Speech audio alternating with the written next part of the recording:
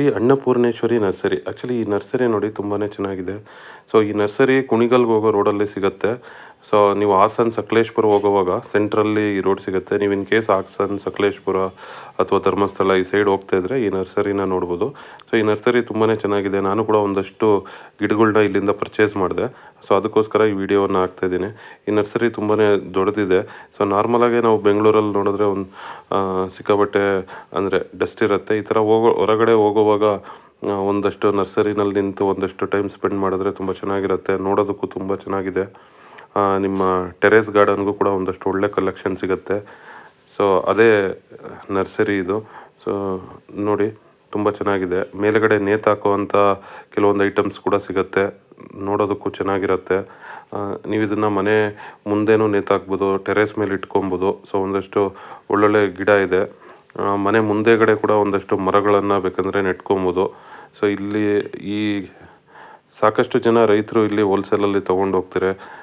ಅಡಿಕೆ ಸಸಿಗಳ್ನ ತೊಗೊಂಡು ಹೋಗ್ತಾರೆ, ಒಂದಷ್ಟು ಹಣ್ಣಿನ ಮರಗಳ್ನ ತೊಗೊಂಡು ಹೋಗ್ತಾರೆ. ನಿಮಗೂ ಏನಾದರೂ ತೋಟ ಗದ್ದೆ ಏನಾದ್ರು ಇದ್ದರೆ ಈ ನರ್ಸರಿಗೆ ಹೋಗಿ ನೋಡಿ. ಇಲ್ಲಿ ಸಾಕಷ್ಟು ವೆರೈಟಿ ಆದಂಥ ಇದು ಸಿಗುತ್ತೆ. ಒಂದಷ್ಟು ಗೈಡೆನ್ಸ್ ಕೂಡ ಮಾಡ್ತಾರೆ, ಏನು ಬೆಳೆದ್ರೆ ಯಾವ ರೀತಿ ಇರುತ್ತೆ ಅಂತ. ಸೊ ನಾನು ಕೇಳಿದೆ ಅವ್ರನ್ನ, ಸೊ ಈ ರೀತಿ ಗಿಡ ಬೇಕು ಅಂತ. ಸೊ ಅವ್ರು ಅದಕ್ಕೆ ಒಂದಷ್ಟು ಎಕ್ಸ್ಪ್ಲನೇಷನ್ ಕೂಡ ಕೊಟ್ಟರು. ತುಂಬ ಚೆನ್ನಾಗಿತ್ತು. ನಿಮಗೂ ಈ ಕಡೆ ಏನಾದರೂ ಹೋಗ್ತಾ ಇದ್ದರೆ ಈ ನರ್ಸರಿಯನ್ನು ಒಂದ್ಸಲಿ ವಿಸಿಟ್ ಮಾಡಿ. ಅಡಿಕೆ ಮರ, ಹಾಗೆ ಇದು ನೋಡಿ ಪೇರ್ಲೆ ಮರ, ಇದು ತುಂಬ ಚೆನ್ನಾಗಿದೆ. ನುಗ್ಗೆ ಮರ ಕೂಡ ಇದೆ. ಸೊ ಅಂದರೆ ಇದರಲ್ಲಿ ಈ ಮರಗಳು ಸ್ವಲ್ಪ ಬೇಗನೂ ಬೆಳೆಯುತ್ತೆ ಅಂತ ಹೇಳಿದ್ರು ಒಂದಷ್ಟು ಗಿಡಗಳು.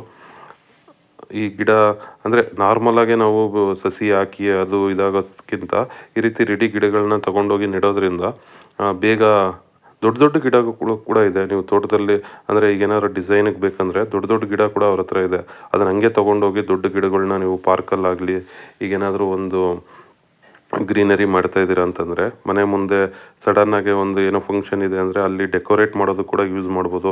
ಮತ್ತು ಏನಾದರೂ ಹೋಟೆಲ್ಸ್ ಮಾಡ್ತಾ ಇದ್ದೀರಾ ಅಂತಂದರೆ ಆ ಹೋಟೆಲ್ಗಳಿಗೆ ಈ ಗಿಡಗಳನ್ನು ತೊಗೊಂಡೋಗಿ ಡೆಕೋರೇಟ್ ಮಾಡಿ ಹೋಟೆಲ್ ತುಂಬ ಚೆನ್ನಾಗಿ, ಅಂದರೆ ನಾವು ತುಂಬ ಕಾಸ್ಟ್ಲಿ ಐಟಮ್ಸ್ಗಳನ್ನು ಯೂಸ್ ಮಾಡಿ ಡೆಕೋರೇಟ್ ಮಾಡೋದಕ್ಕಿಂತ ಈ ರೀತಿ ಗಿಡಗಳನ್ನು ತೊಗೊಂಡೋಗಿ ಡೆಕೋರೇಟ್ ಮಾಡಿದ್ರೆ ಹೋಟೆಲ್ ಕೂಡ ನೋಡೋದಕ್ಕೆ ಚೆನ್ನಾಗಿರುತ್ತೆ.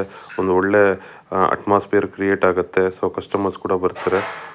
ಟ್ರೈ ಮಾಡಿ ನೋಡಿ. Thank you friends. Thanks for watching our channel. Thank you very much. Subscribe our channel.